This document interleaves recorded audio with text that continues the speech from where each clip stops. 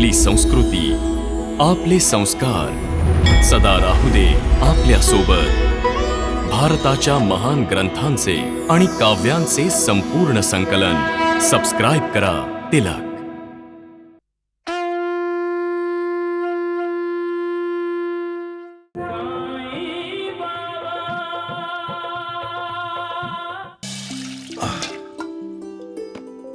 महाळसापती, मत्सरी एक आग आहे, ज्यात मत्सर करणारा जळत राहतो.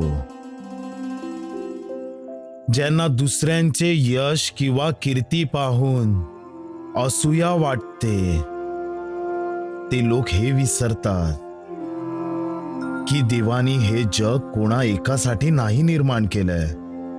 इथे मुंग्या सुद्धा राहतात आणि हत्तीही, सगळे प्राणीही, माणूसही, पक्षी सुद्धा.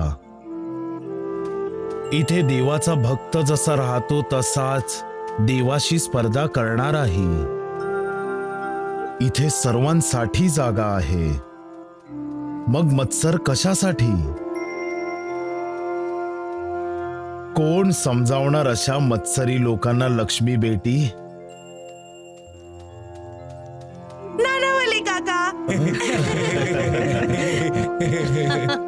हो बाबा, मी तुमचा हनुमान आहे ना. अशा लोकांना कितीही समजावलं ना तरी ते कधीही सुधरत नाहीत. जितका वेळ ते देवाशी स्पर्धा करण्यात घालवतात तेवढाच वेळ त्यांनी देवाची भक्ती करण्यात घालवला तर त्यांचं कल्याण होईल. महाळसापती, झाडा झुडपांना तुम्ही कधी कोणाशी स्पर्धा करताना पाहिलंय? ते तर योग्यांसारखे आहेत. कोणाही कडून कुठलीच आशा नाही, सर्वांना देतच राहतात.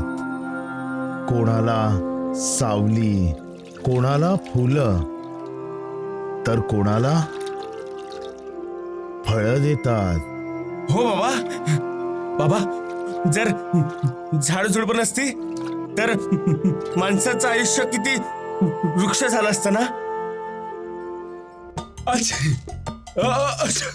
अरे सत्यानाश होईल त्या नानावलीचा आणि या नादान दगडू धोंडूचा. दगडू, बिचाऱ्या आपल्या द्वारकानाथांनी स्वतःची काय हालत करून ठेवली आहे. आपल्या नाही, तुझ्या, माझ्या का? वैद्यबुवांच्या. हो धोंडू, तू बरोबर बोलतोयस. जोपर्यंत द्वारकानाथजी वैद्यबुवांबरोबर आहेत ना, तोपर्यंत वैद्यबुवा आपल्या भल्याचा विचार करणार नाही. हो दगडू, कोणाला उडवूयात? द्वारकानाथांना की वैद्यबुवांना? अरे मूर्खांनो, मला उडवणार? एवढे पण उडू नका की बसायला जागाही मिळणार नाही. मला उडवणार? तुम्हाला उडवणार? तुम्ही काय पतंग आहात? अरे मूर्खांनो, मी पतंग नाही, शिर्डीचं रत्न आहे, समजलं? काय करत होतात? सांगा काय करत होतात? कुजबूज. काही हरकत नाही वैद्यबुवा. हसायची पाळी तर आता आपली आहे. आपली? काय अर्थ? अहो, तो जिवाजी आयकर अधिकाऱ्याची माहिती काढायला गेला आहे. इथे जशी माहिती मिळेल तसा तो साई शिर्डीच्या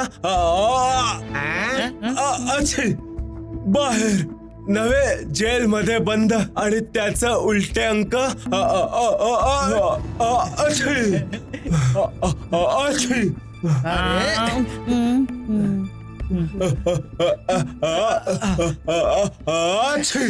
झाडांप्रमाणे दुसऱ्यांसाठी जगणाऱ्यांकरता माझ्या मनात सदैव आदरच असतो. जो स्वतः खूप दुःख, खूप कष्ट आणि खूप त्रास सहन करून दुसऱ्यांच्या जीवनात आनंद आणतो, तो मला प्रिय असतो. इतरांच्या भल्यासाठी, लोक कल्याणासाठी जे आपल्याकडचं सगळं उधळून देतात त्यांना मी नेहमीच साथ देतो. अशा लोकांसाठी मी माझं सर्वस्व उधळून देईन. हे माझं वचन आहे, जे कधीही खोटं ठरणार नाही, जे कधीही असत्य सिद्ध होणार नाही, कारण मी कधीही असत्य बोलत नाही. बाबा, जे देवाशी स्पर्धा करतात, दुसऱ्यांचं वाईट करतात, त्यांचं काय होतं? अरे हट, नाश होऊया नानावलीचा. हट. चला. देव त्यांचं देखील भलं करो. सबका मालिक एक. आवाज ऐकून तर वाटते की इथे खूप जण आहेत. हो बाबा, इथं खूप दुकानं पण आहेत आणि गडबड गोंधळ पण खूप आहे. माझे कान लोकांचे आवाज तर ऐकू शकत आहेत, पण त्यांना पाहू शकत नाहीत. असं वाटतंय की जणू आयुष्याची मिरवणूक माझ्या समोरून निघाली आहे, पण त्या मिरवणुकीत मी सामील होऊ शकत नाही. पण मी त्या मिरवणुकीच्या मार्गात तरी उभा आहे. अरे आई, पडली असतीस तर काय मला दोषी मानलं असतस?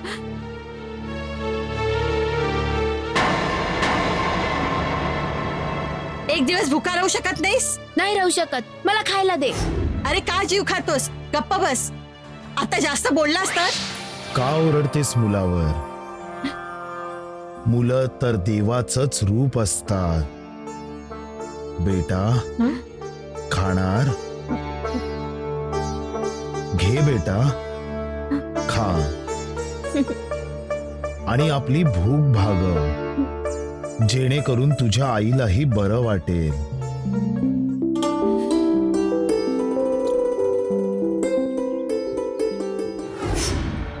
आज तुझी आणि तुझ्या कुटुंबाची जी स्थिती झाली आहे त्यात माझी काय चूक आहे? चूक तुझी आणि रामलालची आहे. मी रामलालला किती वेळा सांगितलं, कायदेशीर कागदपत्रांवर सह्या करू नकोस, नको करूस, पण तरीही त्यांनी सही केलीच. घरदार सगळं निर्मलेचंच झालं. त्यात माझी काय चूक? हे घे.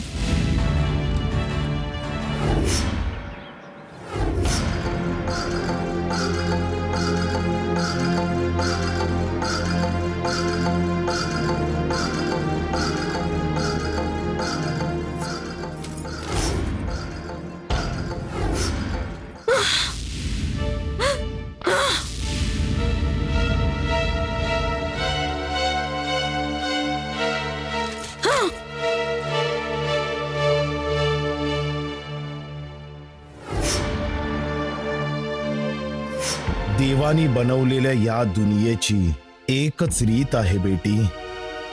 जसं कर्म कराल तसंच फळ मिळेल.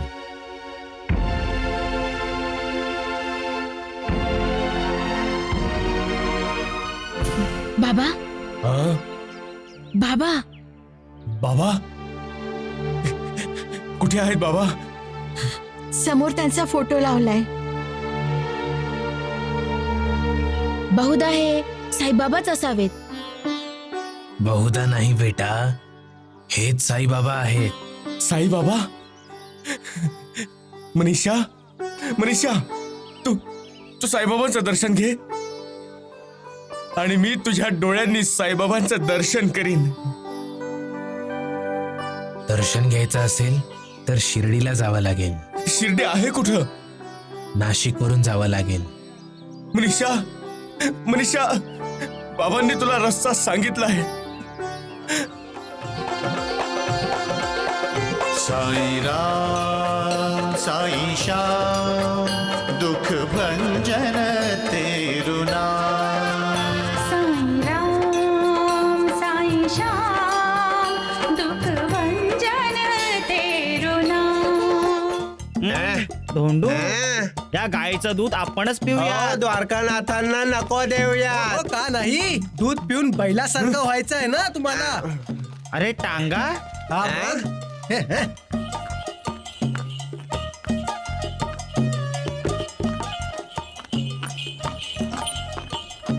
त्यात आयकर अधिकारी तर नाही आहेत ना? राम, राम, राम, राम, राम.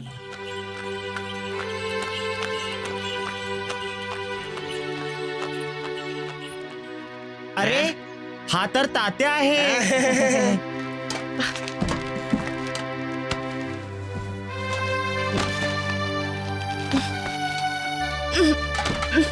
तात्या, तात्या. लक्ष्मी, मी आलो. ए तात्या, कशाला घसा फोडून ओरडतोयस? आधी सामानात ठेव की.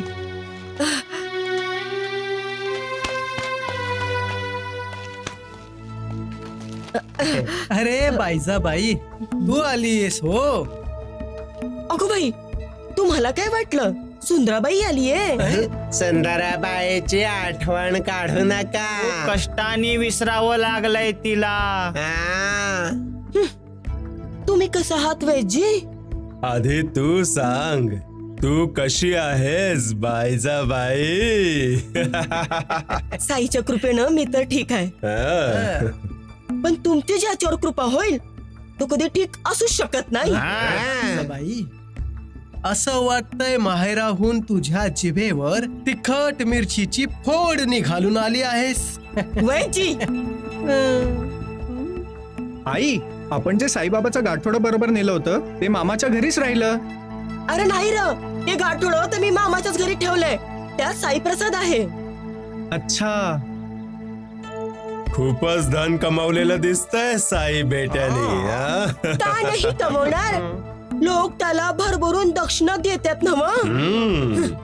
आणि तो सगळ्या लोकांमध्ये वाटून टाकतो. माझं साई बाळा सगळ्यांचं दुःख दूर करतो. माझं साई बाळ सगळ्यांच्या आशीर्वादानं श्रीमंत झालंय. का तुम्हाला कधी कोणी आशीर्वाद दिलाय का द्वारकानाथजी? चला चला बाजूला वा, आलं मोठं. हे घे.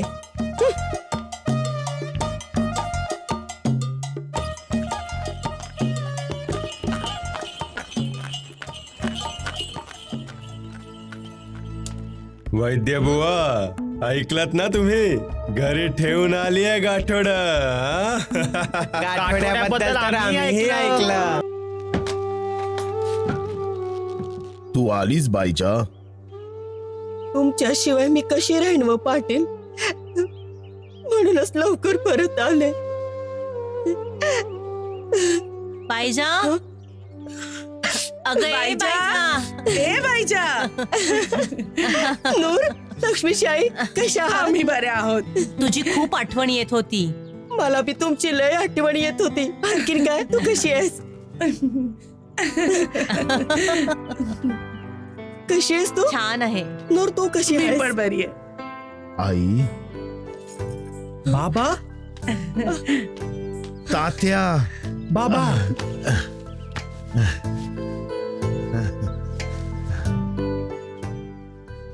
अरे तात्या, तू मला दादा का नाही म्हणालास? तुम्ही सगळ्यांचे बाबा आहात म्हणून मीही तुम्हाला बाबा असंच म्हणणार.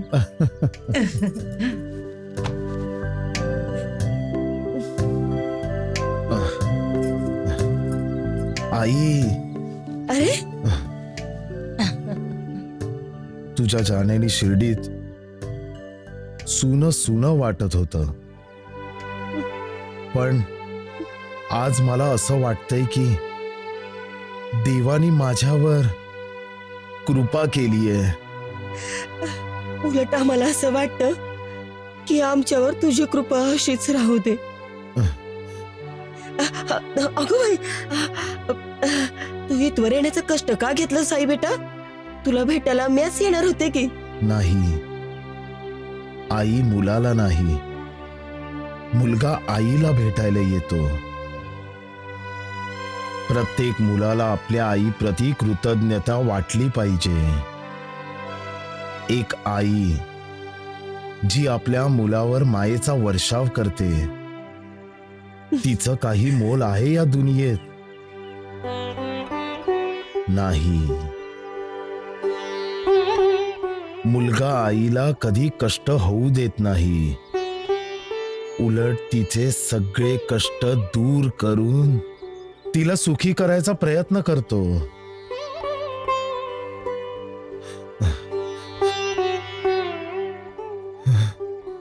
तात्या, बघ, आपल्या आईच्या डोळ्यातून मोती झरतायत. नाही आई, अश्रू नको आणूस. मी मोठमोठ्या वादळांचा सामना करू शकतो, पण आईच्या अश्रूंचा सामना करण्याची ताकद माझ्यात नाहीये. मी या अश्रूंच्या पुरात वाहून जाईन.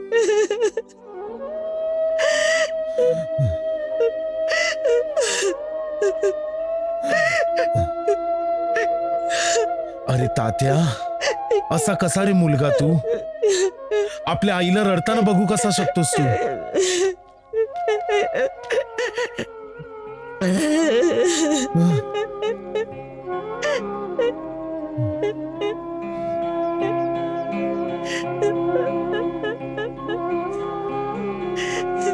आईचा अश्रू अनमोल असतो.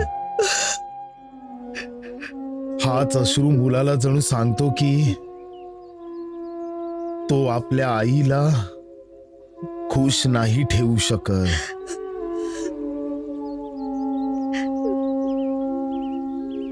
तू माझ्यावर नाराज आहेस का आई? नाही साईबाळा, अरे हे तर आनंदाचे अश्रू आहेत. हो का? तुझ्या माहेरून काय आणलंयस माझ्यासाठी? आईने तुमच्यासाठी गुळ आणि बाजरीची भाकरी आणली आहे. अरे वा. हो ना. गुळ आणि बाजरीची भाकरी. माझ्या तोंडाला तर पाणी सुटलंय. दे पाहू, मला दे. मला खूपच आवडतं ते. दे तर, का अशीच उभी राहणार आहेस? पण काय? अरे बाजरीची भाकरी तर शिळी आहे. अरे वा, मग तर आणखी छान लागेल. शिळी असल्याने आणखी चविष्ट झाली असेल. जशी शबरीची बोरं भगवान श्रीरामांना चविष्ट लागली होती, आणि ते सुदाम्याचे पोहे तेही भगवान श्रीकृष्णाला चविष्ट लागले होते. दे आई, लवकर दे. किती छान लागतंय.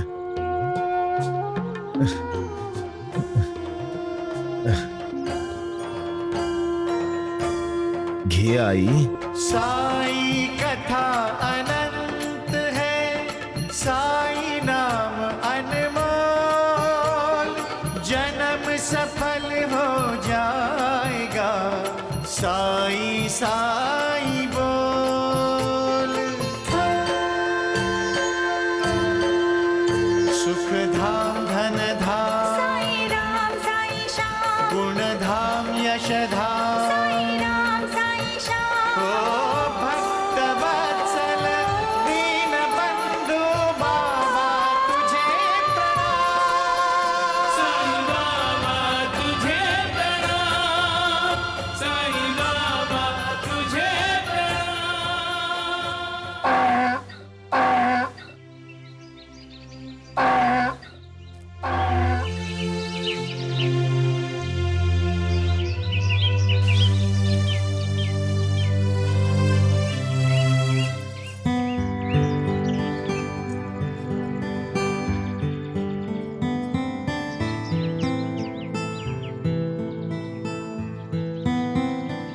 अरे देवा, हे काय केलंस बाळा तू? सगळं त्या गाढवाला खायला घातलंस? आई, गाढवानं माझ्याकडे तक्रार केली. म्हणाली की मी स्वार्थी आहे.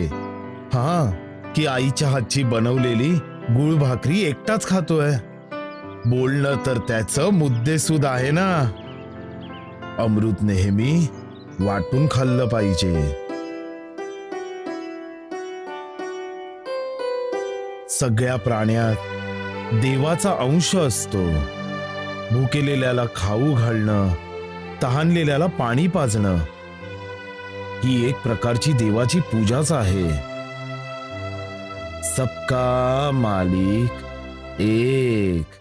सबका मालिक एक, सबका मालिक एक. अरे पैसा हाच खरा देव आहे त्या साई बाबासाठी. सत्यवचन. ऐकलत ना बाईसा काय बोलली होती वैद्य बुवा? ते माहेरी गेली होती. हो, पण काय करायला गेली होती माहेरी? आम्हाला काय माहिती माहेरी काय करायला गेली होती ते. मग मूर्खांनो, डोकं चालवा, विचार करा कशासाठी गेली असेल ती माहेरी.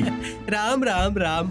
विचार करून करूनच तर ही दोघं गाढव बनले आहेत द्वारकानाथजी. अरे मूर्खांनो, विसरलात की बाईजा काय म्हणाली होती?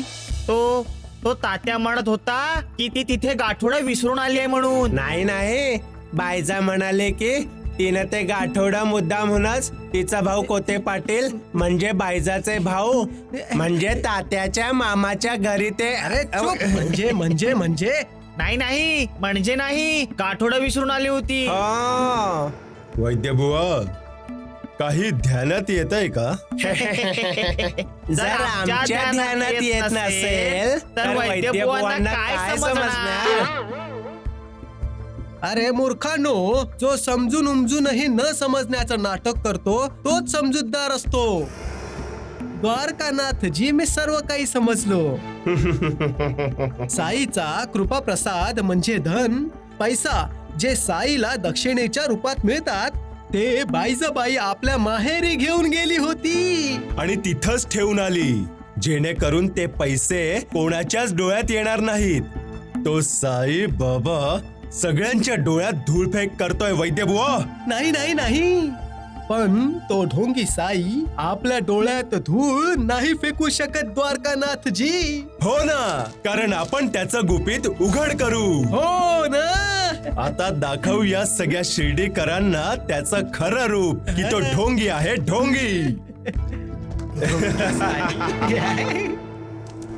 माझं खरं रूप काय आहे? मी तर देवाचा सेवक आहे. सगळ्या प्राणी मात्रात मला देव दिसतो. माझं ना कुठलं कुटुंब आहे, ना घरदार, ना बायको. मी तर फकीर आहे. मी माझी चिंता नाही करत.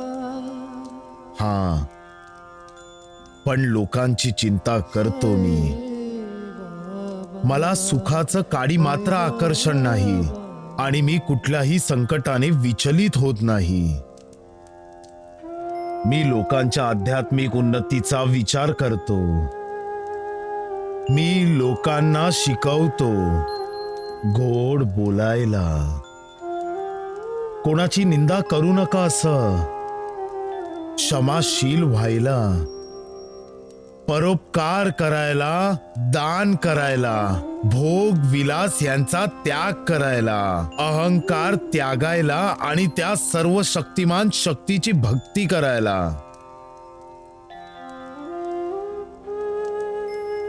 जे हे करतील तेच हा भवसागर पार करू शकतील. सबका मालिक एक.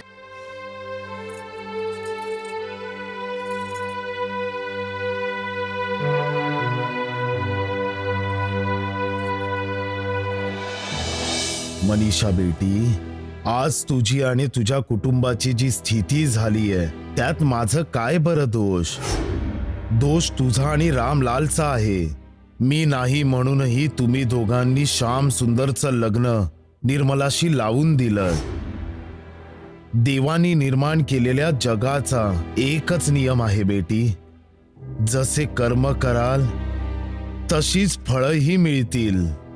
ओम जय साईनाथ, जय साईनाथ, आदि न अंत तुम्हारा, तुम्हें श्रद्धा रमन हमारा.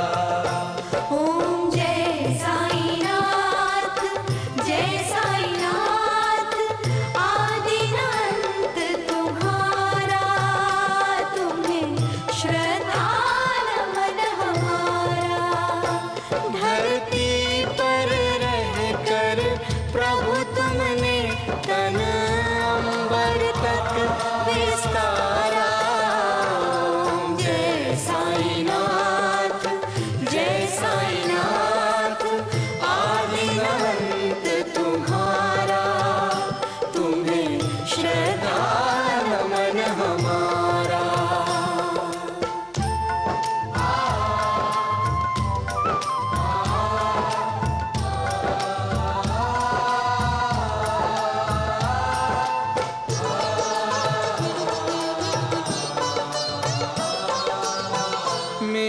समान बृहद वक्षस्थल और भुजदंड दिशाएं।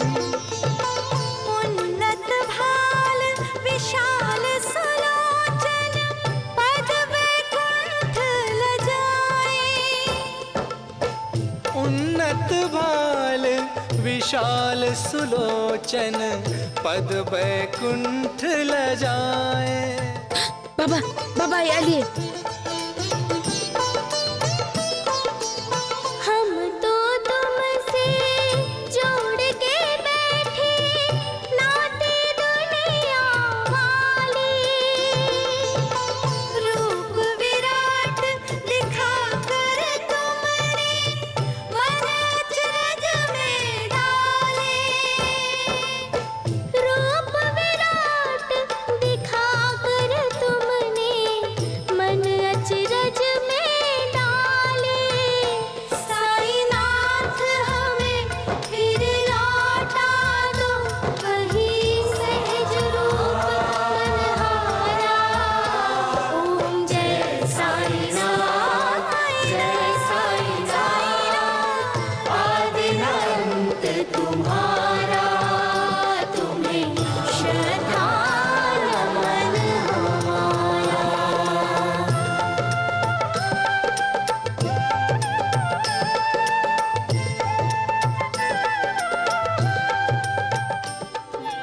मला साईबाबांची माफी मागायची. आपण शिर्डीला जाऊया. खरंच खरंच मनीषा. तुमची शपथ. बाबा तुम्ही चमत्कार केलात. बाबा तुम्ही खरंच देव आहात. खरंच देव आहात.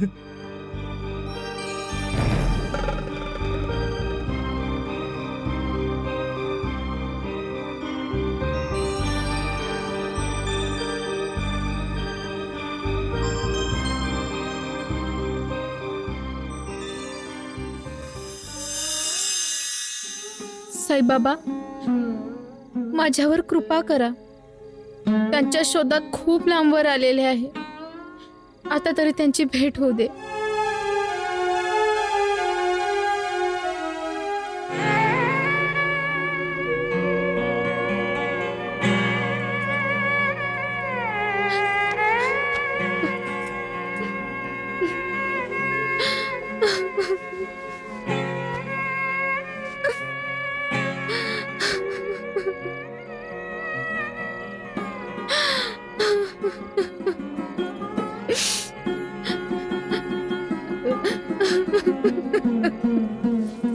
का रडतेस मुली?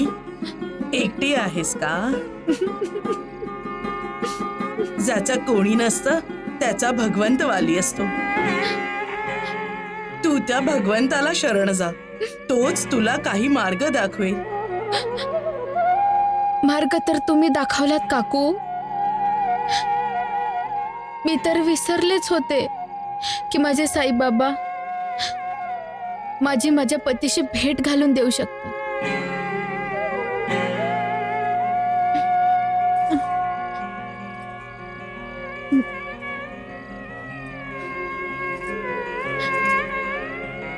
साईबाबा तुमची मुलगी तुम्हाला शरण आलीये. पतीविना पत्नीचं जीवन व्यर्थ असतं. जर माझ्या नशिबात पती सुख नसेल तर माझं जीवन संपवूनच टाका. आणि जर माझ्या भाग्यात पती सुख आहे तर त्यांना शोधण्याचा मार्ग दाखवा बाबा. मला निराश करू नका साईबाबा. मला निराश नका करू.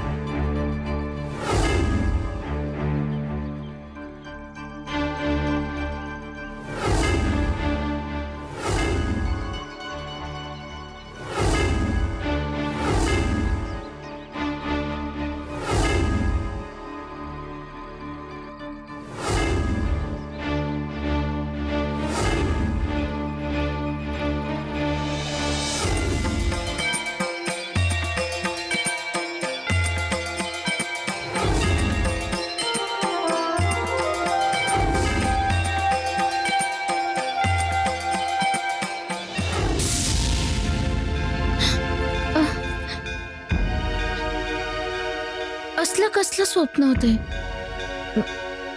मी तर कोणाला ओळखतही नाही. एका मुलीचं लग्न होतं.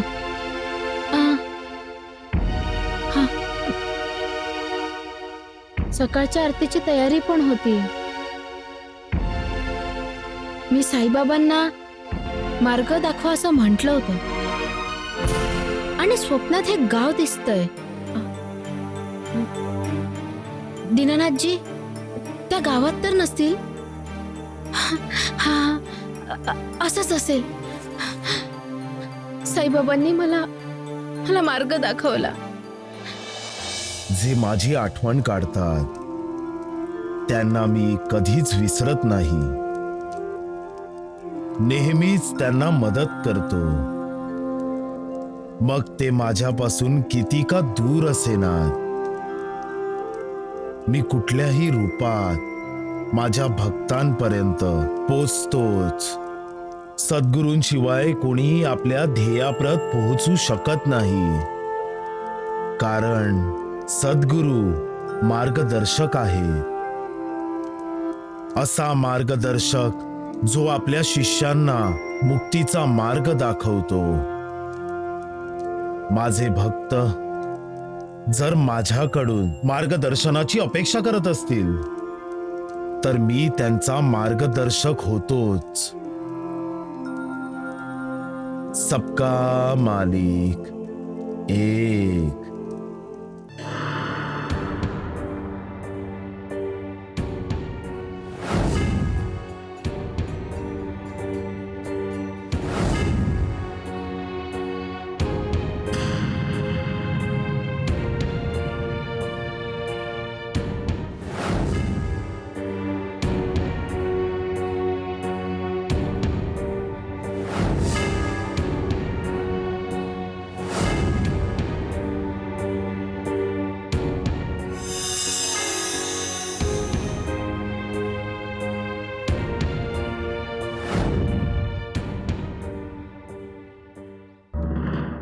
भाऊ, शिव मंदिर कुठे आहे?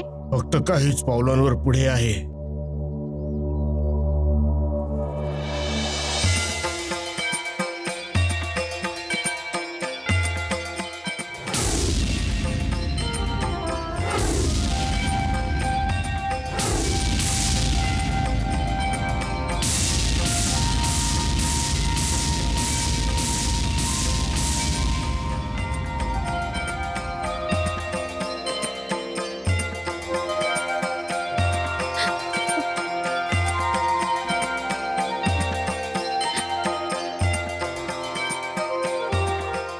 दीनानाथजी, दीनानाथजी, दीनानाथजी. कोणत्या दीनानाथांना हाक मारते आहेस तू?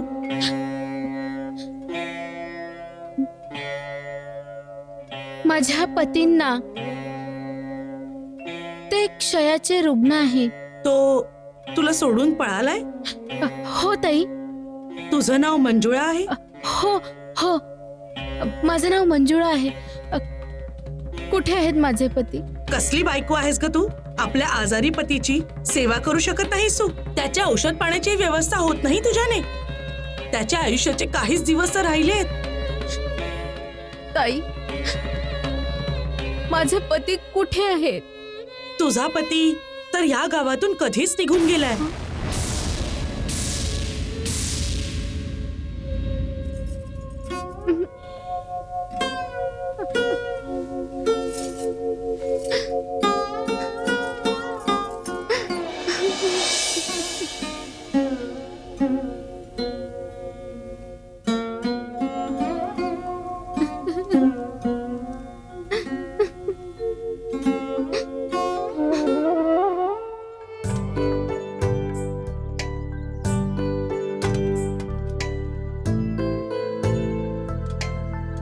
आई, मी काही वेळासाठी तुझ्याकडे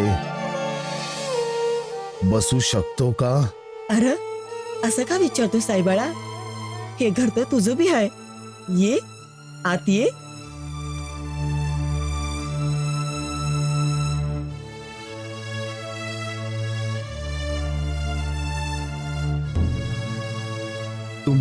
आज काहीशे निराश दिसत आहात बाबा. तात्या, मुलगा जेव्हा निराश असतो तेव्हा आपल्या आईकडेच तर येतो. साईबाळा, तू निराश का झालायस? कशासाठी? अरे तू तर लोकांची निराशा दूर करतोस, त्यांचे डोळे पुसतोस, आणि आज तूच निराश झालायस. जो दुसऱ्यांचे अश्रू पुसतो आई,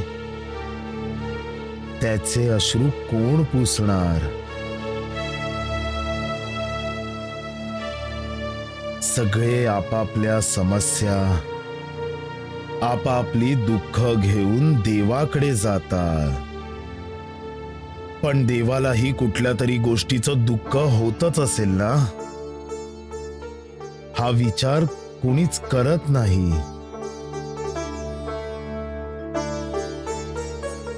चांगलं झालं तर मनुष्य त्याला आपल्या कर्माचं फळ मानतो, आणि वाईट झालं तर देवाला दोष देतो.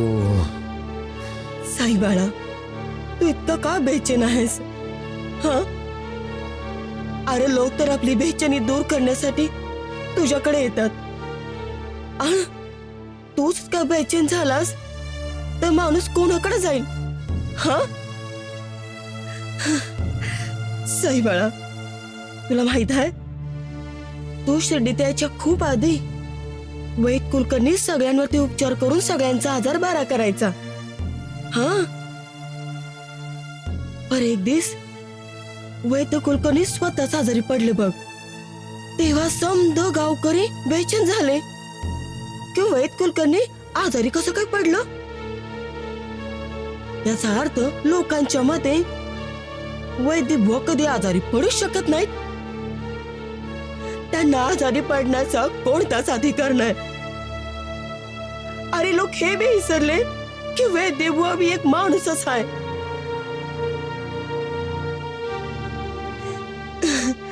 म्हणूनच तर मी म्हणतेय, जो दुसऱ्यांचं दुःख नाश करतो, दुःख दूर करतो, त्यांना दुःखी व्हायचं काय एक अधिकार नाही.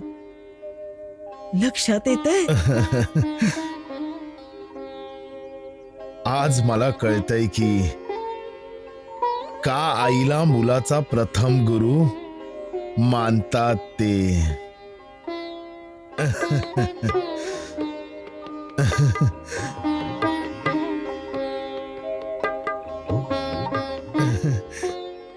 बाबा बाबा, आईने शिरा बनवलाय.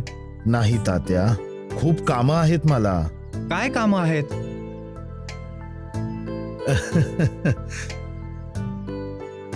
आईलाच विचार की. काय आई, खूप कामं आहेत ना मला. निराधारांना आधार द्यायचंय, दुःखी लोकांचं दुःख दूर करायचंय, त्यांचे अश्रू पुसायचे, त्यांच्या ओठांवर हसू आणायचंय. किती कामं आहेत तात्या, आणि आयुष्य किती छोटा आहे. सबका मालिक एक.